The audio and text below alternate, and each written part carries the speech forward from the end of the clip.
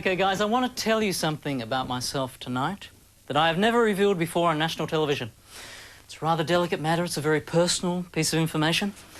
I've never been outed, but tonight, God damn it, I'm going to out myself. Ladies and gentlemen, I am a Tasmanian. I've said it now and I feel better for it. Now, the tragic thing is that when I moved to Sydney about 15 years ago, I had no idea that there were Tasmanian jokes. I just kept having these weird conversations like, I'm from Tasmania. Oh, yeah? Where's your scar? What scar? On your neck. What? Where they cut off the other head. Or, I'm from Tasmania. Oh, yeah? How's your sister? Oh, she's fine, thanks. We still keep in touch. Oh, yeah? I bet you do. Or, I'm from Tasmania. Oh, yeah? Give me 6. Or, I'm from Tasmania. Oh, yeah? Show us your map. Once I had an entire room in hysterics when I innocently said, yeah, I've been on the mainland now about 3 weeks. The mainland? Is that what you call Australia? Of course, we all like a minority to mock. Back in Tasmania, we used to tell exactly the same jokes about a little country town called Black Bob's, where the bumpkins were rumoured to literally bumpkin. If you follow me, and I see that you do. So it's all relative, so to speak. But this whole thing of not fitting in is a very familiar theme in my life. In fact, if some guy were to lob on my doorstep and say, Anthony, this is your life, a quest for a sense of belonging and acceptance, well, I'd have to say, you're right. Now bugger off. At the end of '96, I took a trip back to Tassie. I left the mainland to do a gig at a Christmas party for the Royal Hobart Hospital. Now, this trip home would, of course, involve the opportunity of visiting my parents. And I love my parents dearly, don't get me wrong, but spending time with them is always an interesting and challenging experience. And the stakes were raised when it turned out that my mother, in a mind-blowingly uncharacteristic moment of senile thrill-seeking, had decided to fly to Perth for the first time in her entire life to visit my sister. And this left me with the prospect of spending time alone with Dad. Now, saying that my father is a man of few words is like saying it gets a little chilly in Greenland. Getting conversation out of Dad is like trying to extract an impacted wisdom tooth from a menopausal buffalo. But I thought, bugger it, I'll up the ante. I'll invite Dad along to the gig to watch me perform for the first time in his entire life. Now, that has got to be an interesting experience. So I'm sitting on the plane and I am freaking out. And it's not just because I'm going home to perform in front of my father, who's never seen me work before, and then spend quality time with a man whose verbal output is lower than the number of election promises kept by the Howard government, but also because I had become terrified of flying.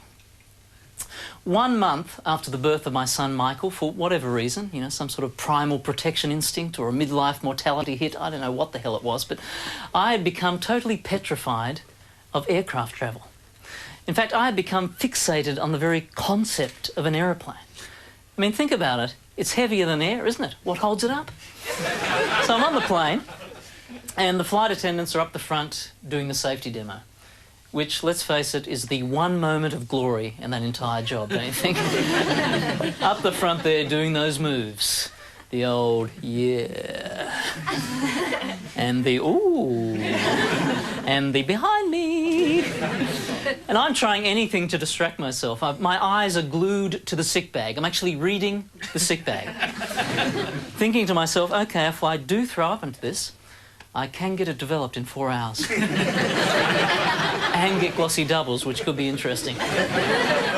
Anyway, half an hour in, we hit turbulence. And I know we have another hour and a half of this to get through. And this is serious turbulence.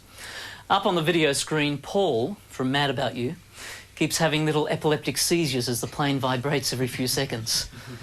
Well, Jamie, I'm telling you that... And Murray, off the car. At one point, I see a flight attendant emerge with coffee and go, whoa, maybe not.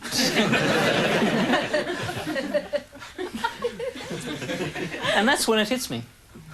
That's when I know I am going to die. You see, I'm already spooked because 3 days before I caught this flight, in an act of total desperation, I went to see a palm reader. I was feeling extremely confused about my life, and I realised that nothing I had planned had worked out. And since the "this is your life" bloke hadn't fronted, I needed someone to make sense of it, right? Anyway, the palm reader takes one look at my right hand and gasps. "You have the simian line. I see you were a tyrant in your last life. You hurt many people. You must repay your karmic debts this lifetime."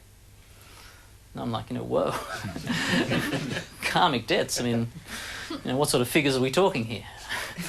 Do I have to pay them all off in one lump sum of good deeds, or can some sort of monthly payment plan be worked out over a few lifetimes? But she's not amused. She just repeats, "You must repay your karmic debts." So, as the fasten seatbelt sign trembles on and off, I become convinced that this aircraft is the vehicle for my karmic retribution. Payback time for the tyrant hackers. The Buckmans fade from the video screen, and I begin to see my own life flashing before me. I grew up in one of the poorest and certainly the toughest suburb in Hobart, Warrane. And Warrane was aptly named because war did reign in Warrane. Our neighbours weren't exactly neighbourly. In fact, there were kind of daily threats over the fence from disenchanted youths. And Dad, being Dad, went into tactical response. His first weapon of choice was the garden hose. Now, the first few drenchings were effective in repelling the enemy, but then it became increasingly obvious that they were starting to enjoy it. Defensive strategies were employed. A particularly prickly variety of rosebush was hastily grown along the fences. Now, this plan was thwarted when, and I wish I was joking, the kids from the family behind us ate the rosebush. I'm serious. We came out one morning and they were chowing down on petals and thorns. I thought, gee, that's buggered our chances of being on Burke's Backyard. Should such a show ever exist in 20 years' time. So finally, Dad lined the fences with barbed wire. And Butch, the enthusiastic but intellectually challenged dog, was procured. So there I was, growing up in Starlarg, Ackroyd. Dad patrolling the perimeters with the hound. Mum on the roof sweeping with a searchlight. My sister and I in a treehouse doing reconnaissance through an intricate network of tin cans connected by string. And added to this idyllic childhood mix was the fact that as a kid I had a very noticeable underbite. Gave me a kind of Billy Bob Thornton sling blade look. Basically, I looked different and was therefore a target for that cruel laughter the children specialise in. So, as you might expect, I didn't make many friends growing up in Warrane. Not a lot of acceptance and belonging to be found there. I spent a lot of time alone, and so my best friend became my imagination. Because in my head, I didn't have to be a funny-looking, scared kid anymore. I could be anyone I wanted to be. And so it was, at the age of 5, I made a decision which was to shape the course of my entire life thereafter. I vowed to become famous. At the age of 5, I knew one thing for certain. Famous people were popular, rich, protected, problem-free, completely happy, and didn't live in Warrane. Fame would be my salvation, my escape from loneliness, from fear, from flower-eating foes and garden hose hostilities. And most important of all, no one would ever laugh at me again. Fame would become my passage to acceptance and belonging. That was the plan. So I tried to excel in every area I could. I got top marks at school. I was student representative. I was schoolboy Commonwealth debating champion, and won a national public speaking contest called Voice of Youth. And I found that these sort of achievements do in fact make you famous, but only among nerds. This was not my goal. In fact, a word to any young people at home watching, becoming a schoolboy public speaking champion does not turn you into a babe magnet. No. For fame and cooldom, the choice was obvious. Anthony Ackroyd, rock star. Now, it was at this point that I met the person who was to become, and still is, my songwriting partner and dear friend. Mick and I both attended St. Virgil's College together, which was a Catholic boys' school run by Christian brothers. And gee, haven't they been getting a lot of good publicity? That's why I work in a profession where I can stand up. When the brothers said kneel, boys, it wasn't always for prayers, and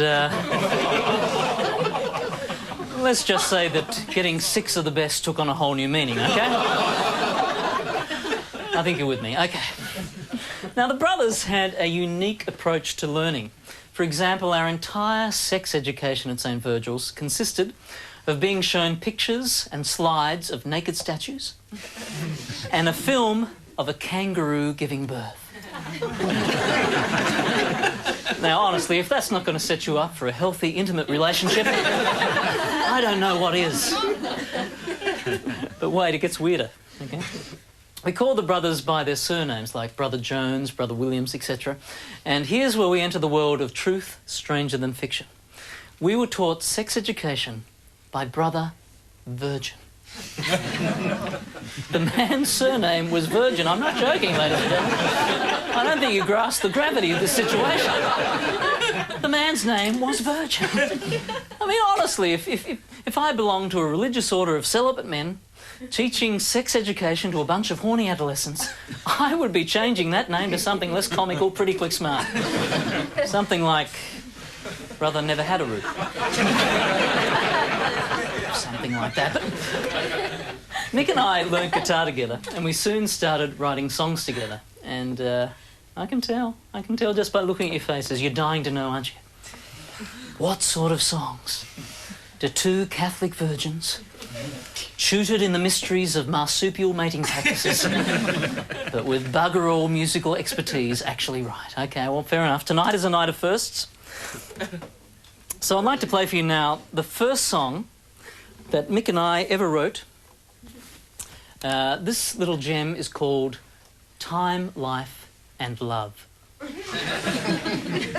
We were 14, okay? We wanted to cover the big issues. Give me a break.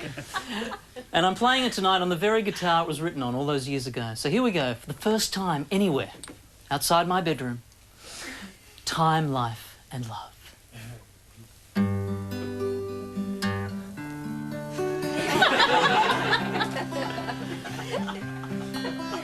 Catholics out there will recognise the influence of the 70s rock mass.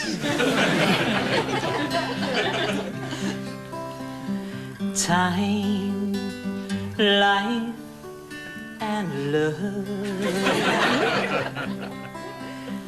Time, life and love.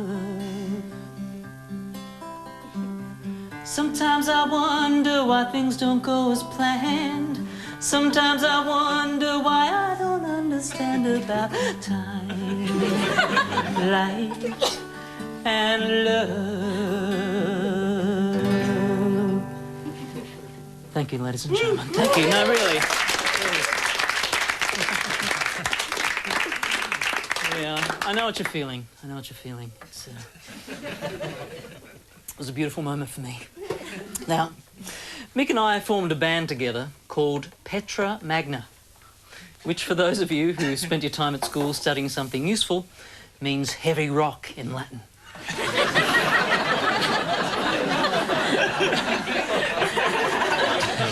Now, that band was, to use a technical term, a shithouse.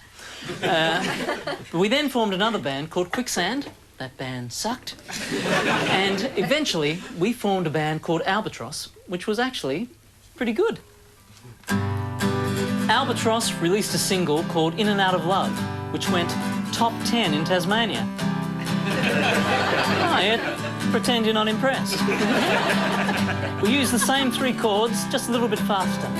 It's no use, I can't pretend I'm falling in and out of love again. I'm falling in and out of love again. Love again. Yeah. And it seemed like it was all going to happen for us. Molly Meldrum heard us at the Tasmanian Battle of the Bands, loved the single, and offered to have us on his legendary rock show, Countdown. Glenn Wheatley, who's charged of the Little River Band, had just had a major hit in the States, heard our demo, signed us up, and predicted that our single would go to number 3 on the US charts. Now, why he picked the number 3? But the fact that he was so specific made it seem even more credible. Surely, worshipping fans, willing groupies, truckloads of cocaine, and enormous fame could only be a bee's dick away.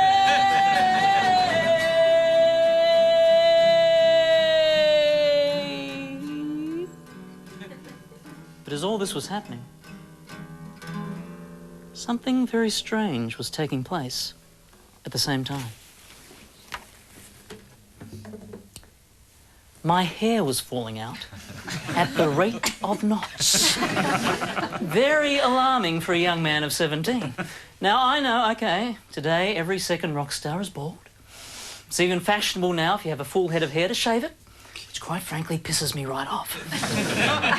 But back in the late 70s, rock stars in their teens with male pattern baldness were not considered cool. I could feel my dreams slipping away, but I knew exactly what to do. Panic. I went to see a surgeon called Dr. Boyle, which in the medical namestakes must surely be the equivalent of being Brother Virgin. Now, Dr. Boyle said that he could do me a new procedure called a flap rotation. Flap rotation. Sounded nasty, if not downright indecent. But Dr. Boyle made it seem all very simple. You know the way doctors do? Anthony, it's a very straightforward procedure. We merely transfer some hair from the side of your head to the front. The result should be excellent. What he didn't say was, I'm going to hack off the side of your head, bung it up the front and hope for the best.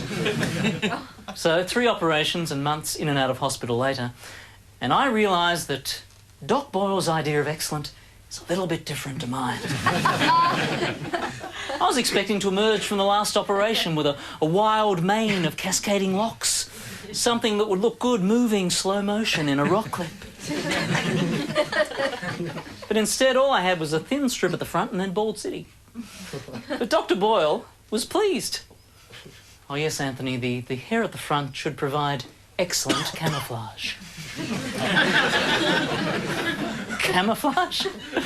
It's like planting a row of palm trees in front of the Sahara and hoping that no one notices the desert. Camouflage? Oh yeah, sure, Doc. I'm going to fool them all, because no one's going to notice this.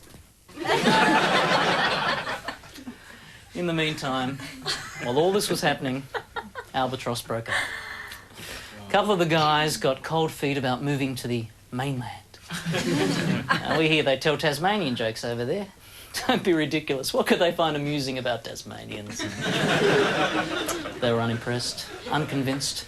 The band disbanded, and my dream of winning acceptance and belonging by joining the Rock and Roll Hall of Fame lie in pieces on the floor like so many fallen follicles.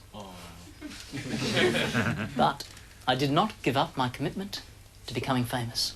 I hatched Plan B. Anthony Ackroyd, thespian extraordinaire. I became an actor. And I was a pretty good actor too. My rabbit in the Theatre Royal production of Winnie the Pooh was described as a convincingly rabbit-like performance. Around this time I had another sojourn in hospital, during which Dr. Boyle redeemed himself by finally correcting my underbite. So, me and my reconstructed jaw packed our bags and headed to Sydney to win fame as an actor. Got some 10x8s done, started knocking on doors, fully expecting that within the week I'd be on a plane to LA to do a buddy pick with Mel. Lethal Weapon 5, garden hose. But my plan to win worldwide fame as an actor was being hindered by one major obstacle. No one would give me any work. I concluded it had to be because I now had a hairstyle usually only found on people singing Gregorian chants. Again, I just didn't fit in. unless a part came up for a very thin friar tuck, I figured I wasn't going to be doing much acting, ladies and gentlemen. So I decided the only solution was to get a hairpiece. Hey, it worked for Charlton Heston, William Shatner, Burt Reynolds, Ted Danson, so why not Tassie Boy? So I entered the phase of my life I like to refer to as the rug years. Now, this is not the actual hairpiece that I purchased from the advanced hair studio with my life savings. I burnt that 7 years ago in a ritual sacrifice, but it'll give you some idea of what was going on.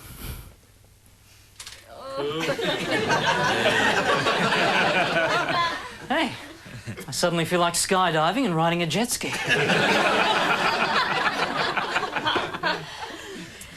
Now, unlike this one, the rug that I used to wear was, in fact, undetectable to the eye. But to touch, felt like the mop that Mum used to use to clean up the butch. And it was about as comfortable as wearing a dead rat on your head. Still, I was prepared to suffer for my art. Well, at least that's what I told myself I was doing. But of course, the hairpiece was yet another attempt, however bizarre, to win acceptance and belonging. But to my amazement, the rug didn't do the trick. Still no acting work. Every audition ended with a different type of rejection. You're not exactly right for this part. We're looking for someone different. If I ever see you again, I'm going to shoot you. So, down and out, totally broke,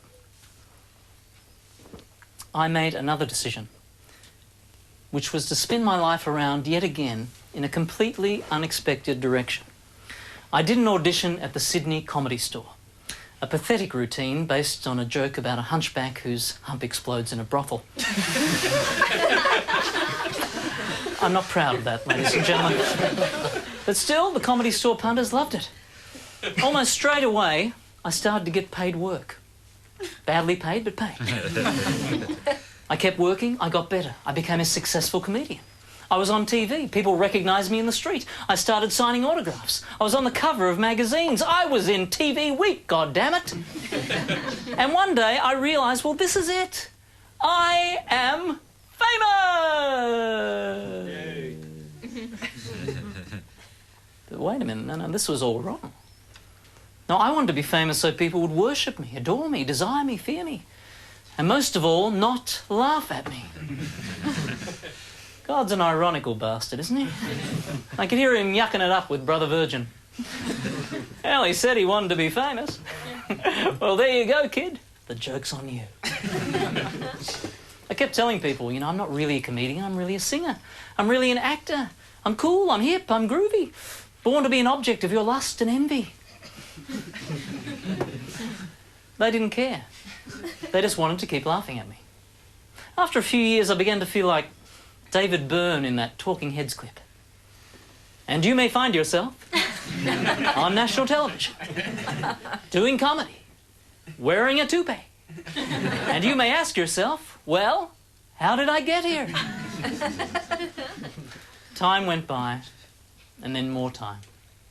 The rug years ended. And one day I found myself on an aeroplane in heavy turbulence, going to do comedy in my hometown. The local boy made good, but not in the way he dreamt about. Well, the plane touched down safely, of course. I had a great gig. The audience loved my show. And Dad laughed up a storm. I saw him in the foyer afterwards and he said,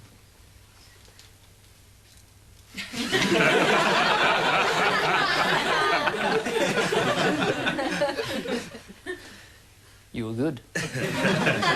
Which for Dad is the equivalent of a 3-hour standing ovation. But then he said something else, something he'd never said before. "I'm proud of you." And as he walked off, I realised that if he'd only said those words to me when I was 5 years old, maybe my whole lifelong quest for fame wouldn't have been necessary. I guess he had his hands full keeping the barbarians from the gate. Still, I was proud of him for saying he was proud of me. I stood there in the foyer for a while. I was a little bit shell-shocked. And people from the audience were saying goodnight to me as they left. And you see, there's something I didn't tell you about my audience that night. I was performing that evening for the acute care wing of the Royal Hobart Hospital. These were the people who earlier that year had treated the victims of the Port Arthur massacre. As I stood there, a frail-looking woman approached me, and she seemed very fragile as she gently touched my hand. And when I looked in her eyes, I knew she had seen horror and suffering on a scale that I pray I never have to face. And she said softly to me, "Tonight is the first time I've laughed in 10 months. I never thought I'd smile again, let alone laugh. Thank you." I wrote a note to myself that night before I went to bed. Fame is the consolation prize we seek when love is in disguise. And I lay awake there just for hours and hours, thinking over everything. And could it be that acceptance is always there, just waiting to be recognised? We don't need the whole world to say, "We adore you." Even if it happens, it's just a poor substitute for the real thing. Could it be that belonging lives in simple places, in a father's unspoken affection, in the laughter of ordinary people, in the pain we all share?